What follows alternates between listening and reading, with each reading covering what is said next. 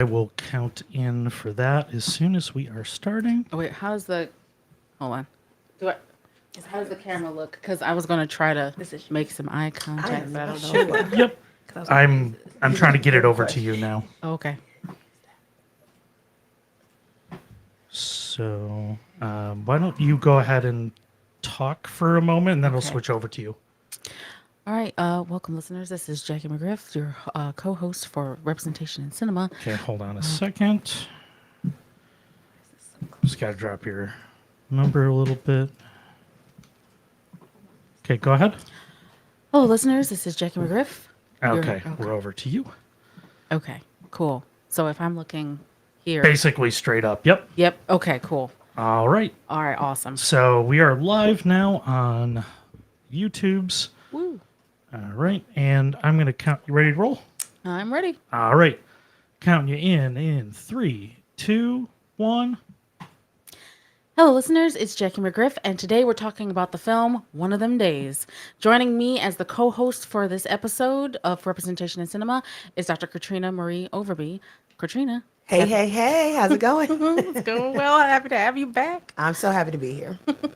Dr. Katrina Marie Overby is an assistant professor in the School of Communication at RIT, a public speaker, DJ, community connector, and reoccurring guest on the Our Voices podcast. Her work centers Black women's representation in popular and digital media, sisterhoods in and beyond the academy, and Black feminist approaches to storytelling, pedagogy, and community care. Work she continues through her newly launched brand and YouTube channel, Spin Dr. KO Media. We're going to add the link in the show notes to her YouTube channel for you. Before we get into today's episode, we want to remind folks that you can listen to previous episodes on Spotify or wherever you listen to your favorite podcasts. You can also learn more about our films on our website at ourvoicesproject.com. If you'd like to be a guest on the podcast, you can email us at info@ourvoicesproject.com. And please note that while we welcome all, we prioritize hearing from Black, Brown, and Indigenous folks. We have 3 guests joining us in the studio today. First up is Miss J. Jay is a multifaceted African-American artist, yoga instructor, and proud girl mom who uses her gifts to bring people together. Through impactful projects like the Black Woman is Art and Mental Wealth Exhibition and Festival, she creates spaces for healing, resilience, and connection. Welcome to the podcast, Jay. Peace, peace. Thank you. I'm happy to be here. Happy to have you. Next is Dominique Alexandria Simmons. Dominique is a creative mother and founder of Carabago Designs. Did I say that right? Carabago. See, I knew I was gonna mess it up. Okay, I'm so sorry. All right, Carabago Designs, where Afro-Caribbean heritage, melanated arts, and visual storytelling converge. Passionate about celebrating culture through design, photography, and textile art, she brings vibrant energy, heritage, and joy to every encounter.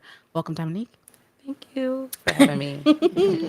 Happy to have you as well. And our third guest was actually on our Black as Fuck podcast for sinners, Coco Ray David.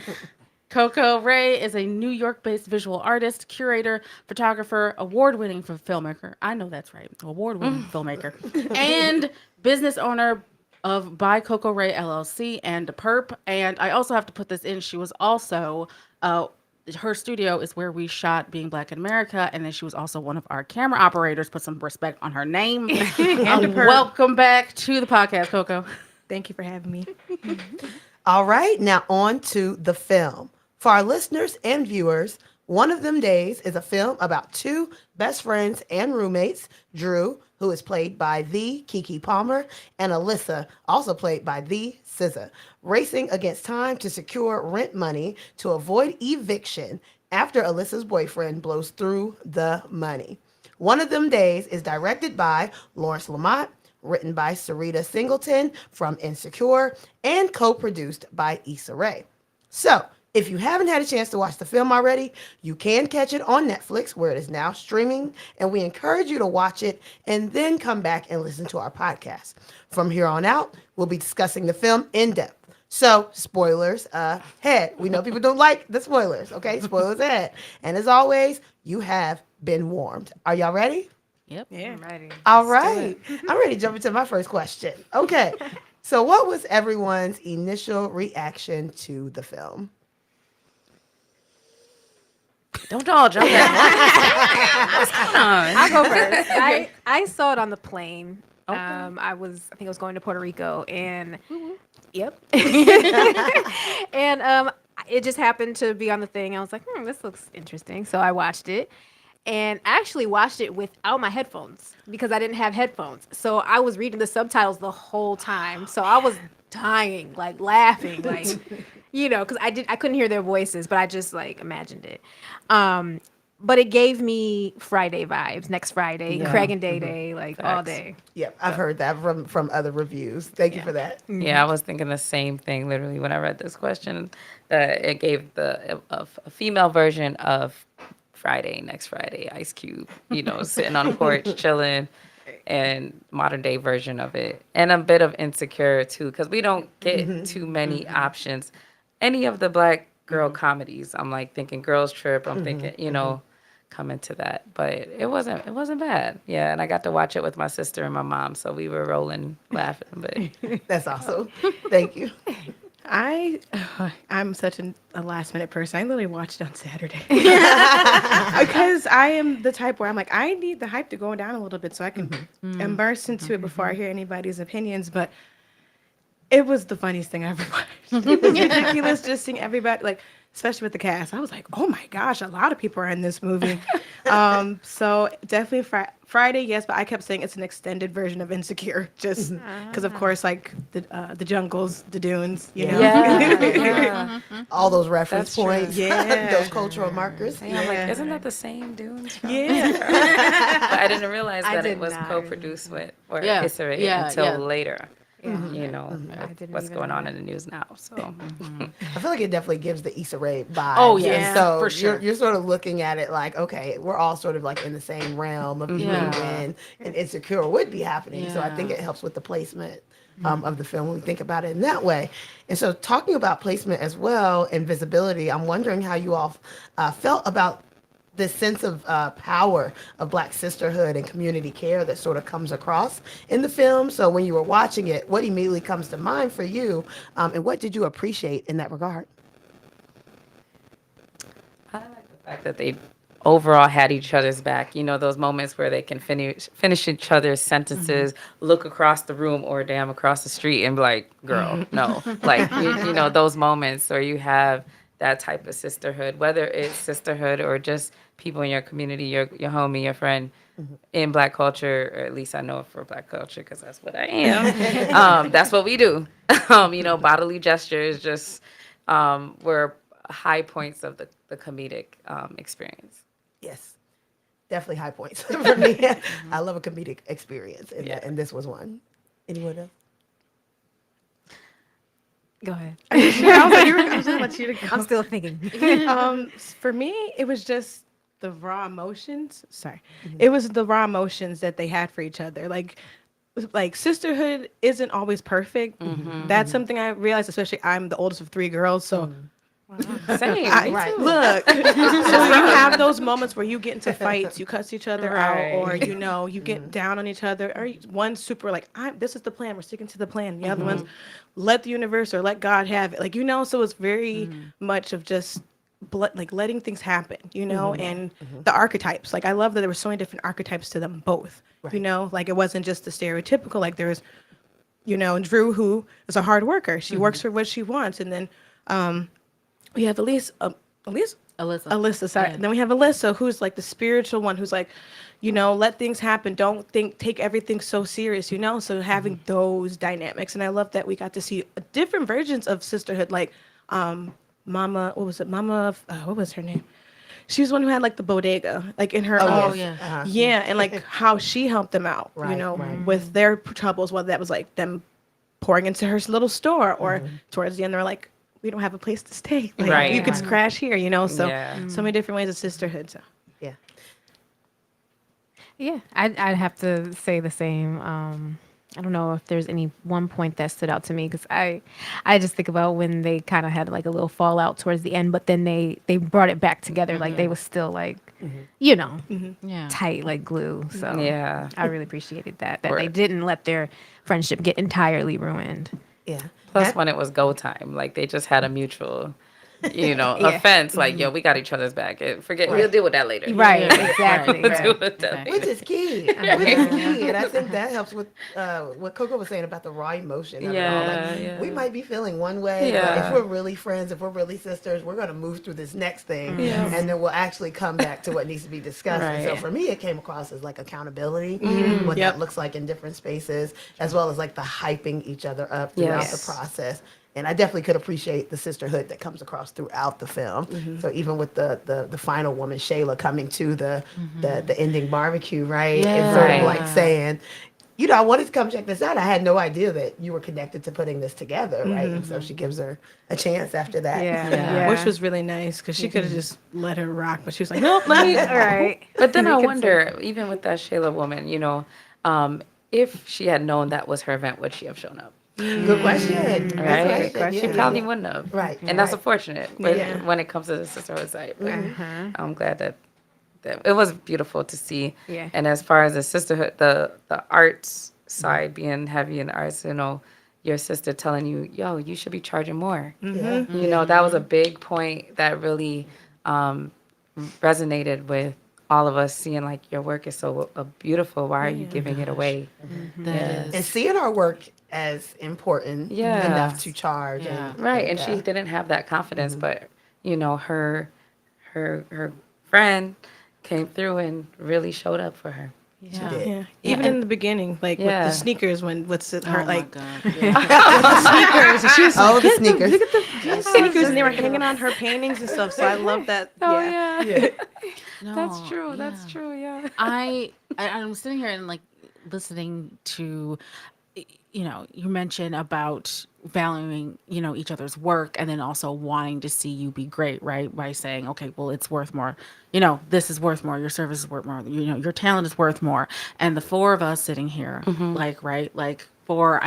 of us, right, are working women. But I'm speaking like directly to, of course, four of us being photographers, artists, right? Like, constantly being like, okay, well, what are you charging for this? Girl, you need to like raise your prices. Like, not everyone is your or client, today's price is today's price. Like, or today's, what is it? What is the quote? Yesterday's price is not today's Right, price. that's right. Exactly. Yeah. I can't tell you how many conversations, especially with you, Coco, that I've gotten into where you're like, girl, you need to like talk up your work. Because there'll be so many times where I'm just like in a setting, right? And, some people may know that I'm a photographer, but I don't always talk about the filmmaking side. And then, or I'll talk, hey, I'm a filmmaker, and she'll be like, award-winning filmmaker. And I'm like, that's right. No, you're right. You're right. Yeah. That's important. Put respect on it. Put respect on it.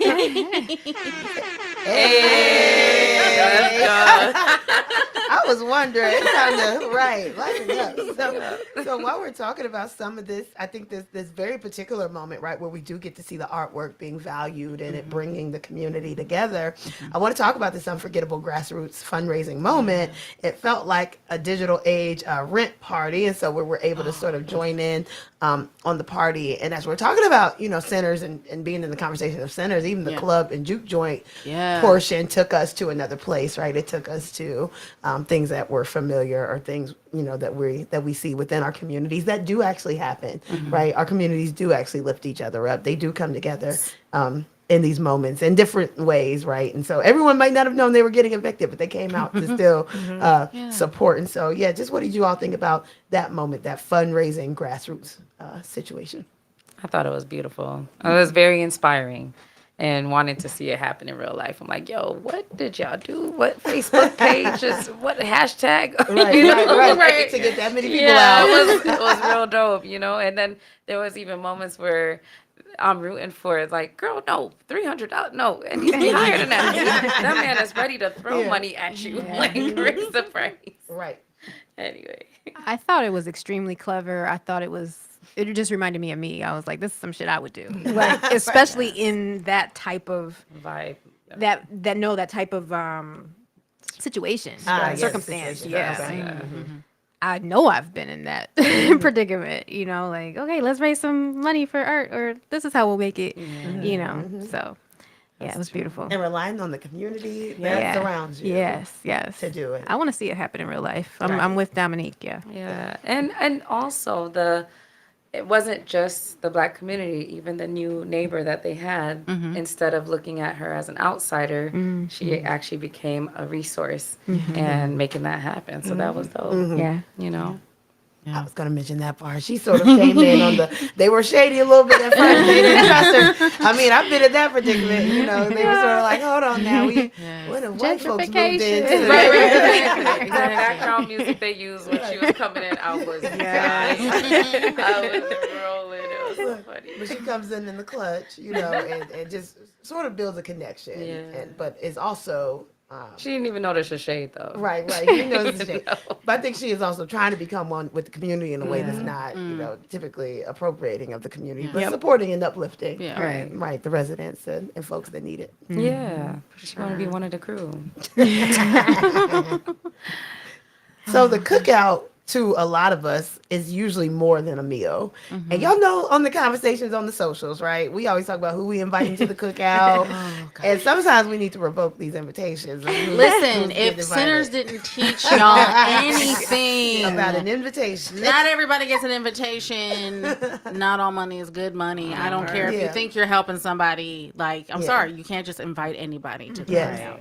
And so with that, do you all see the cookout as a sacred space for the neighborhood, as sort of a, you know, we've seen when cookouts have been infiltrated, actually, you know, by folks, by wanting to shut down the joy that is happening. And so I thought about that as well, just who they were inviting to the neighborhood, because it seemed like her connects were sort of more possibly posh and folks with money to buy the painting, because that's an important aspect, right? Yes. If we're really thinking about Right.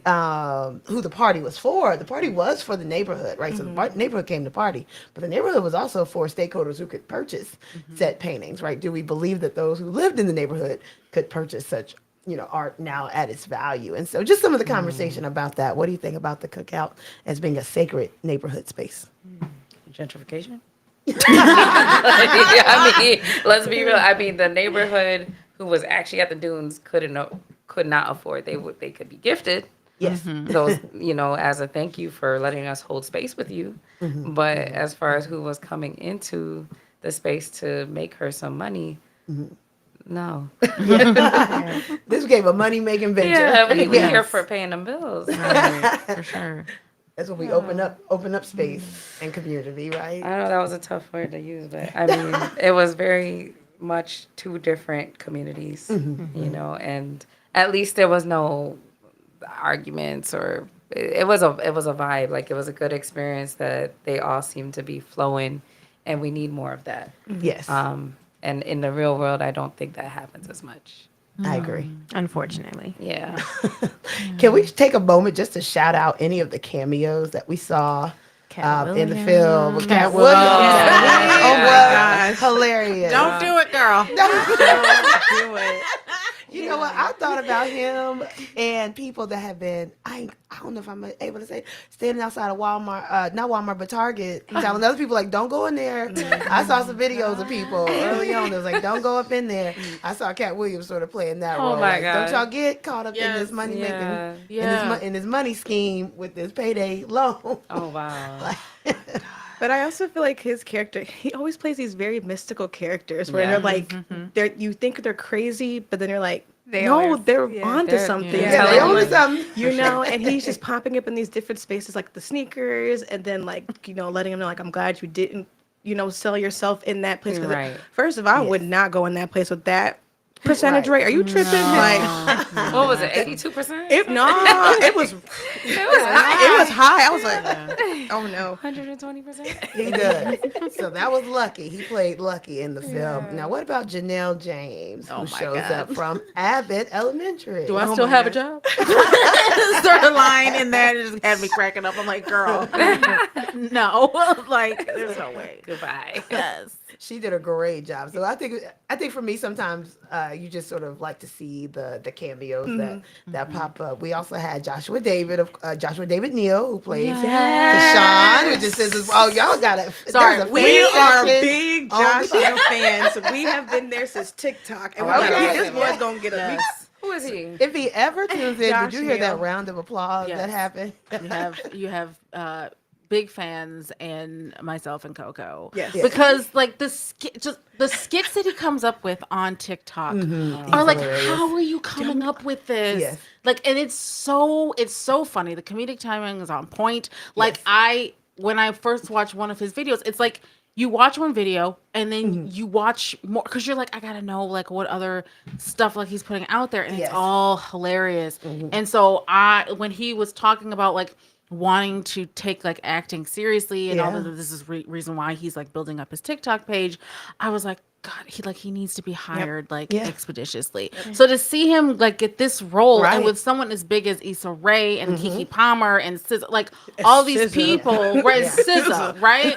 Like all of these people, I just couldn't help but be like so proud of And him. he had a hefty role. Really, Yeah. he You know, so did. he was weaved throughout there a lot. Yes. And, Okay, spoiler. I need to know. Yeah, Who is I'm this lost guy? over here. So Oh he's my the one God, that took- Josh. Oh, so Joshua Keisha- Neal. Joshua Neal. So Joshua David Neal. He is amazing. TikTok, I think it's Joshua Neal. Yeah. And he does acting. It's all the acting is him. He doesn't have any other counterpart. If he does like little cameos, but it's all him. Screenwriting, everything, shots, all of it. His very yeah. Yeah, he played Yes, Kashawn, he the played one Kashawn. that took the rent So money. I was so mad Okay. about that movie because of him. I was like, oh my God, what are you doing? So his breakout role then. Big Okay. breakout role. Yeah, he did a nice job. I didn't know he was like. I'm not on fine. TikTok. It's all good. He, fine. he That's was all you had to say. fine. Yeah, He he was literally- fine. and hilarious. He was hilarious. Yeah, him taking and then the final sort of cameo that I spotted that I really liked again was Shayla, who actually was, the person that they went to that Keke Palmer was trying to get the job from, right? That Drew was trying to, that she interviewed with, and she comes from the game. Yep. And she played Janae. I think it's Janae. Okay. On the show The Game from back in the day. And when we talk about characters that can play a role so good that sometimes you see them in other things and you're like, I do not like her. It's not that I do not like her. Right. I love Gabrielle Dennis, okay? But the role she played in The Game, she did that so well, I didn't like her. Right. Well, that's a It- testament to their testament. skills. It's It's a like testament. if you are supposed to hate this character and you hate this character, that means that Like they did their Calendula? job. Yes, okay, Joffrey. for me. And so she did a great job, and we're just popping up. It was good to see her popping up in this film. Wasn't she in Black Girl Comedy Sketch too? Yes, Yeah, yes, I was she like, did she a was- Black Girl Comedy Sketch. Yep. Yes, so this actually fits her lane. Yep. This actually fits her lane. I think in this particular film. So I just looked it up, and there was one other cameo with the guy named Tony Baker. Yes, yes, Tony Tony Baker. Baker. How could I forget Tony Yes. Baker? I don't remember I love which Tony part Baker. he was on. 'cause So I- he's usually with Kev on stage. Yes, He's a comedian. no, Yeah. I know who he Oh, is. okay. Oh, Okay. but I can't remember him in the movie. Drive through. He was Yes. the guy giving the food in the drive through. And then and then that one guy would keep stealing it. And, Yeah. Okay. that part was hilarious. Yes. That part was hilarious. Yeah. And so for you, as we're talking about all these cameos and all this blackness on display, what did it feel for you to be watching this on screen? These different, like you said, these multi-layered characters that we might be familiar to in our everyday lives, but rarely get to maybe see sort of amplified on screen, and just sort of blackness in all its forms in this particular film. You might have to repeat that. Yeah. So for you, what did you feel? I think seeing just the multitude of characters and performance of blackness that we get right when we're viewing something like this. So like you said, Drew herself was multi-layered, right? A go-getter, also the person that's gonna get things done, right? And then we got to see SZA, sort of the spiritual artist, these sort of things. And so we just get a lot of different members of the community, in this community, all hardworking, all different stations of life, right? So what does it do for you to see blackness on full display like that? It's always wonderful. I mean, there's not too many film directors who are of color who are making staples, I mean, not staples, but making an impact in our community and then bringing people and uplifting them as well. So whether it's a comedic version or a drama role or what action, whatever field it is, just seeing it making mainstream, I'm happy to see it because we really don't have enough representation. So it hurts to hear when like a director or a filmmaker, producer is getting backlash Yeah. on the other side. Like, damn, what happened? Oh, y'all screwed somebody over. Oh, dang. Yeah. Like, you know, because like Issa Rae, she's all about our age. So Yeah. we know people who know her or vice versa. And same thing with Tyler Perry. You know, there's backlash and good things, but like overall, they putting people on.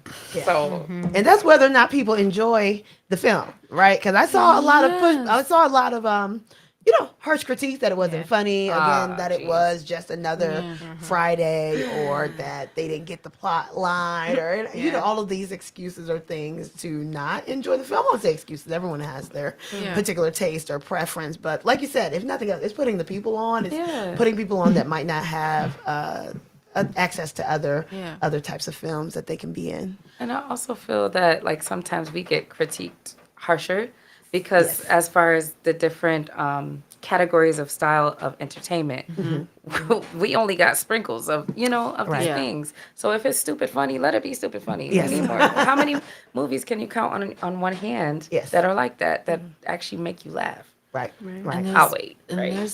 there's so many other layers to it too, which is why we have a podcast called Representation in Cinema. But like on that note, so I mean, I'll never like miss an opportunity to shade Tyler Perry because when I say I'm your biggest hater, but the thing is like, okay, so it's one thing to have representation, right? But because I always go in, to movies just like, just I'm gonna take it as it is, and then go from there. I'm always like semi worried about, okay, like even though this is a all black cast for the most part, like how are we seen, how are we being perceived, or at least how am I perceiving, right, like the black people in this movie, like are they caricatures, like all of these things. And so I kind of go in with that sort of like, okay, who is in this, how are we being portrayed. And when I looked at this, or when I was watching this film, and it was in theaters, and I'm trying to remember if it was like Most of Us, like how like when I went into like go see, like, for instance, The Blackening, right? Yes. It was all of us in there, and it was, or The Woman King, like it was all of us, and so that was an amazing experience. I think it was like a mixed. It was definitely more of us when I went to go see the film, but like I just remember sitting back and going, oh no, these women are, they're creatives, they're artists, they're innovative. Like, and of course we know as black women, right? Like when we need stuff done, we get it done, right? That's a given with us. But like just to keep seeing, okay, this doesn't work out, let me try this, let me try this, let me try this, and then on top of it, seeing community come together, like that type of representation, like you were saying, Dominique, we don't see a lot of it. Or if it isn't a film, it's not widely marketed. It's not. It's put on a streaming service that Tubi. Limited Tubi. Well, it's on access. Tubi, but then it doesn't get marketed, right? Or it gets on Netflix, right? It gets on Netflix, like this big But they streaming hide service, it. but they hide it. Yes. So it's not even like it is. It's both things. It's weird not getting enough of this type of representation, and also any representation that we are getting that is authentic to us is not being pushed. Right. I mean, Spike Lee, right, is coming out with another film with Denzel Washington. Yeah. Oh, And see, that's my exact point. Highest to lowest is coming out. Little theater, Sunday, August 17th. Anyway, Okay. and I'm at 3 p.m. and 3 p.m. Anywho, be there. Black Cinema Series. Be there. Yes. Anyway, what time? 3 p.m. 3 p.m. on Sunday the 17th. Oh, okay. But but that's what I'm saying. It's like the marketing. Where is the marketing for this film? It's Spike Lee and That's Denzel big. Washington. Like, Yes.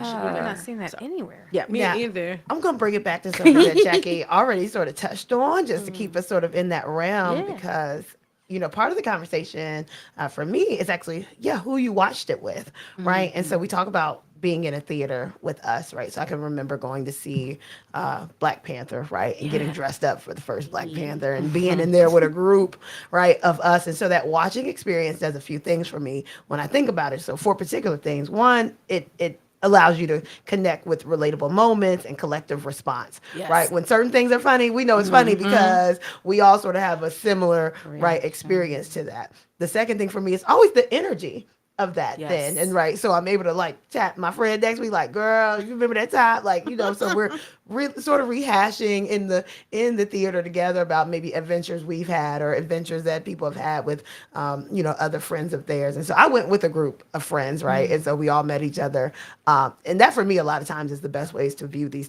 kind of these particular films, because we're all cracking up at some of the same moments, and for me that makes culture that much deeper. Like, to me, it's like, okay, I know that we've all been through some of these things, or we know somebody, right, that represents that. Another thing it does, I think, is, again, gives us the time for joy and reflection in unsettled times. Collecting in a theater in the dark for an hour and a half to be unbothered, right, in whatever joy and moment that we have before we leave the theater, right? So what that feels like. And then just the essential gathering as practice. We gather for films like other groups of people, but we do it in our particular ways as well, right? We're going to gather and come together to have a laugh, to have a kiki. And so, I sort of want to just get you all's thoughts and feelings about what it is to watch films as a collective. So it's sort of this broader conversation. And you mentioned who you watched it with, right? And so maybe even thinking about this experience, what was it like watching it with your mom and your sister, and then anyone else that wants to chime in? It gave a moment to reconnect and bond, because sometimes it's always go, go, go, and just getting a chance to sit down and relax and watch a comedic show that is of us. Like, we don't get those, we just don't get those opportunities often. You put all the different variables of life. Sometimes, unfortunately, Netflix is not turned on at all. It's just go all the time. So it was good. And then, my sister actually invited her to be on this podcast because she would have more to say than me. But she doesn't like to be on camera and stuff like that. But, oh my gosh, she's a movie buff, film buff, book. And she was talking yappity yap the whole movie. I'm like, girl, I'm trying to watch this show. We need her. We'll have to talk her. We'll have to talk to her. Sis, come through, sis. Yeah, Yes. she's got a lot to say. I would love you guys to meet each other sometime. Yes. But yeah. Thank you. Anyone else? Collective viewing. What's that like for you? Well, I didn't. Yeah, like I said, I saw it on the plane. Right. But just I think the last thing I saw collectively or in a group was Get Out. Yes. We all know how was that a good one. Oh. I mean, everyone was laughing at the same time, or just like, and then that ending when everybody was clapping in the theater. Like, it's just that camaraderie that I don't know. What is that? I'm I'm gonna go with camaraderie. But we almost tore that theater up. You talking about clapping at the end, and the moments of ahas that were coming forth and Get Out. Yeah. That was a very like. Some of us were like, y'all, this is lit. Yeah, that's a the great last one. one I remember for me. Yeah, Gosh, that's kind of been a that's a long good time. one. No. Either of you, Coco, Jackie. For me, like I said, I watched the movie on my own because I needed some self-care day, and I was like, I'm just gonna sit and watch this movie. It's good for that too. Yeah, One of them days. it was One of them perfect, and I got to sit and laugh. And of course, for me, I usually talk to my mom and my sisters. So I guess we're on the same link to bringing our sisters to the podcast because I was talking to them about it. But especially my mom, she's always like. She used to always find movies for us to watch, and that was our way of like bonding, and especially just my sisters and my mom, just us. And we were talking about Attack the Block. That's what she got us onto with that movie, and just even the suspense of that movie and the storytelling, and and then Get Out. Yes, I've seen it 3 times, same reaction still. And then of course going to see the movie Sinners. I saw that twice, and seeing it in 2 different spots. Like I saw it in Tinseltown the second time, and there wasn't a lot of people, but there was a little bit of us sprinkled around, so the reactions were a little different. I went to Webster to see it the first time, so that was a big mixture of people, and you could kind of tell like the energy a little bit with some of the scenes and stuff. But it was very funny to hear like people making comments like all over, ha, oh Yeah. my God, like damn, Yeah. all that stuff. Yeah, so. Oh my goodness. Yeah. So like, yeah, and watching one of them days in theaters, I had a friend with me who is not black, but a person of color. And like I said, there was a mix like of us in the audience, but we were definitely there. And then just so like of course, like yes, you're laughing at like similar parts. At some moments, you're hearing and like, it's I there's a different energy when that happens, right? It not only makes like the experience just more enjoyable, but that you have like others who resonate with you like in a different way than maybe other people would. It's like, okay, you got family in the room, Yeah. yeah, so it's always nice.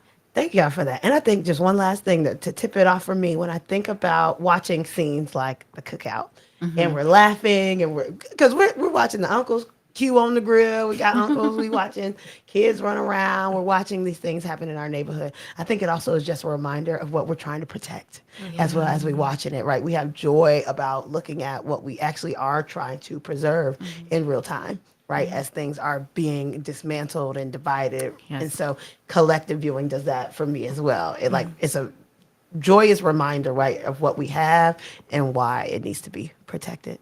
So. Yeah, absolutely.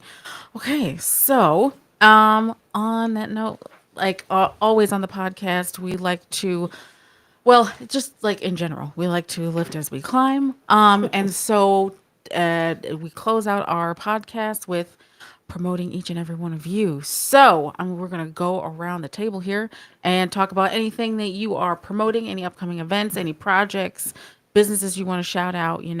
Especially your own. We need to know where we can support, and then of course where we can find you. And I will start with Jay.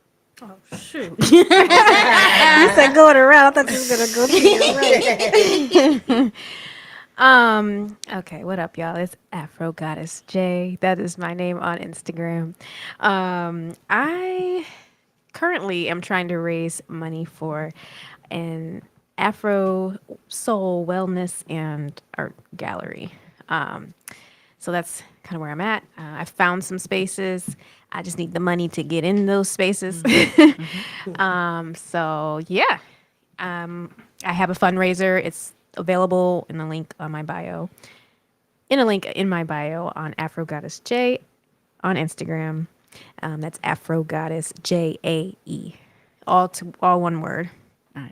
And yeah, look out for Black Woman is Art Part 3 Let's go. in 2026. And like I said, we'll have this in the show notes. Yes. All right. Katrina, is there anything you want to promote? Yeah, a couple Yes. things. Most Thursdays you can find me 7 to 10 spinning and hosting karaoke at Sidebar, which is on South Avenue. Most Thursdays we give grown professional vibes. On my night we like to have a good time, just like we're family. And so speaking of good times, on August 21st at Truth Social, that's a Thursday, from 4 to 9 p.m. I am hosting Out of the Office Happy Hour with Radical Rashad. Tickets are $30, $25 to $30, and we are fundraising for Operation Go, which is a youth sneaker creation program. Oh, nice. And so we will be partying with a purpose and connecting ROC working professionals and entrepreneurs. All right. Thank you so much. All right, Dominique. I'm going to try to make this quick. We've got She gonna time. run We've got down the time. We've got whole- time. It's all good. You just got a whole list. I know. I'm trying. I'm trying. Okay. Damn. So when is this airing again? It's live. So it's live right now. August. Yeah. You guys know, well, I do Soca Trails, which is along the nature. We do music. We go through vibes. There are 4 dates available. The 19th, which is a Tuesday. It's in partnership with Rock Ecology Partners. Then on Sunday, the 31st, will be Synergy Soca, where we do art and walking across nature with the Caribbean music. And then on Tuesdays, you can always catch me either 9 a.m. or 7 p.m. blazing the music and going through a different trail throughout town. So there's that. As far as doing family portraits, headshots, all those things, I do have the M3 photo sessions going on starting now. So just reach out. Looking for different representation for exhibition coming up next year within the Caribbean, Afro-Caribbean spaces of different businesses to represent. So if you're interested in getting to know more, again, hit me up. And last but not least, I got to shout out businesses besides myself, Carabega Designs. You follow me, Carabega Designs on Instagram or Carabega Chronicles for more of the cultural experiences. Then I got to big up Island Wraps as a Caribbean American restaurant and now food truck available to book for catering on and off site. All right. They have tons of events coming up. I'm going to just put that there. You might see this flyer around town. But there's couples night, brunch night, Gen Z night, family night, and ladies nights, all from now through October. But reservation is required if you are coming to the restaurant at this time. Not because we're so busy, because we're short staffed. So in that note, if you like to do real work, we are hiring. All right. Thank you. And little Xavier. My baby, love you, Xavier. If you get to see this at all, big up to you. Always keeping mommy going. All right, Coco. Well, I'm Coco Ray. You could find me on any platforms at By Coco Ray, BYCOCOARAE. I have a studio space called The Perp on the west side of town. If you're looking for an event space or even a studio to shoot in, definitely contact me. And of course, like everybody else here, we're amazing artists. Please support them. I am an amazing artist as well. If you're looking for anything, just contact me. But that's it. Okay. Anything about, certain fundraisers for studios or anything, I am still doing my fundraiser. I started in April. I decided to move the end date to December of this year. So I'm, like I said, what's our quote, Erica and Jackie? Yes, We're absolutely. leaving here with what? Something. All right. If we need to do a rent party, I am available to DJ. I will do that. It's lit. We just made our money. If we need a rent party, I got you. I love Let's it. I know this is not a part of the topic, but I want to know what you like to DJ, and I will be coming to one of those karaoke. I like to play a lot of things. Hey. My sets are open format. I play a lot of different music, and I can take requests, what you want to hear. dope. I'm still an amateur. That's one thing I usually tell people. I'm still an amateur. I'm still learning, but I'm learning from some of the best around me. Some of the DJs have really tapped in to try to guide me. Yeah, so DJing is a part of my heart too. yeah, so I love that. We gotta Yeah. connect. No, And please. And I'm open to DJ at restaurants too. Yeah. Okay, pick it up. And I just one more not little shout out, big shout out to the Black House Boutique on Monroe Ave, 190 Monroe Ave. You guys come check it out. A lot of different Black artists, local artists have their work there, including myself. And they also have karaoke. Okay. And if you're looking for a more DJ, Yes. come on over there on Saturdays from 8 to 10, and it's just free to come through. I finally will get to be there this Saturday. It's been a while. I haven't been since like April, so yeah. Wow. Thank you. Oh my goodness. It's a long time. And I mean, I will continue supporting supporting each and every one of you, but then also, I'm about to actually, I'm like, I would promote, but I'm also just I'm about to do that, right now, cause this is the podcast of Our Voices Project. Okay. So first and foremost, I would like to thank, all of our guests for sharing, your opinions, your thoughts, your insight, your knowledge, on the film, and for being here on the podcast today.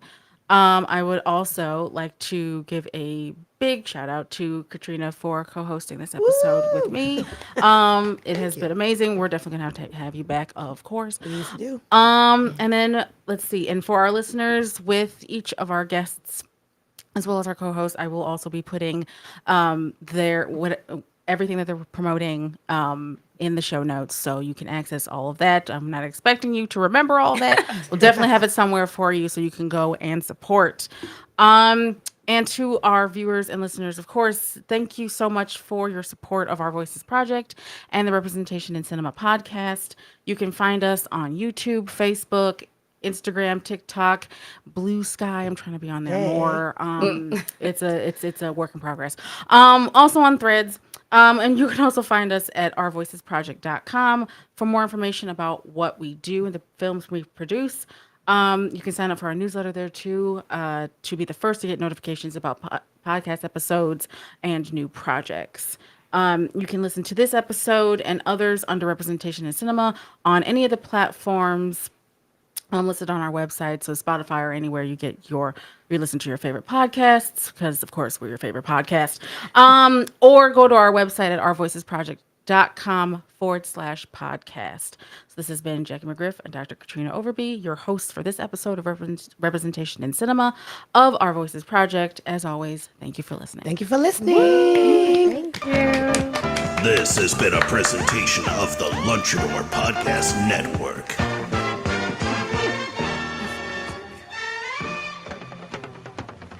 Another one.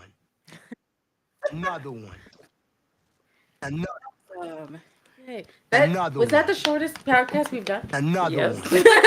He was rushing, Another man. Yeah, he was like, I got places to go. People like short content. Short and sweet. Well, I was through the questions actually early on. I extended it a bit with a couple more questions. No, I know. I was like, okay, she A put couple some more questions in there. Awesome, interjections, awesome, a couple more That's little fine. fillers. That's fine. Yes. Yes. Oh, we're I love it. early. Great job, It's y'all. only 7. Great job, y'all. Yeah, we're doing. But people good like on time. short form, like 30 Oh yeah, minutes. no, little that's fine. 30 I'm minute not knocking. content. I'm Yeah. not knocking it at all. I'm just saying. People I'm like, listen to that on the ride to work. Yeah, and, yeah. then finish it. Trying to find a place to use the wizard button. Oh, man, listen. The funny thing is, you're gonna put the YouTube, like the YouTube channel in the show notes, and I have yet to post a video. I just created the channel, but that's actually my drive to make my first video. Oh, okay. Is to go ahead and make my first one. Yeah. Yeah. Well, and So- so what I'll do is, Yeah. so I'll be editing this. Yeah. Right now I'm in the middle of editing a film, so it'll come Yes. after that. But like, Okay. what I usually do then is like I'll edit the video, and then whenever it's live and everything, I'll send everyone, of course, a link and